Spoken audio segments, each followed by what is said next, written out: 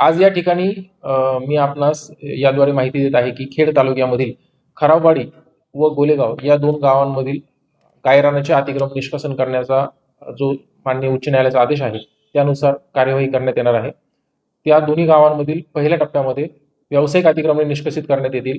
व्यावसायिक अतिक्रमणे निष्कासित करण्यासाठी सर्व सर्वेक्षण पूर्ण झालेले आहे आणि त्या सर्वेक्षणानुसार खराबवाडीमधील 87 व्यावसायिक अतिक्रमणे जे एकूण 2 एकर या क्षेत्रावर आहेत, गायरान क्षेत्रावर आहेत, तर गोलेगावमधील 286 व्यावसायिक अतिक्रमणे जी 1.5 एकर क्षेत्रावर आहेत हे अतिक्रमणे निष्कासित करण्यात येणार आहेत।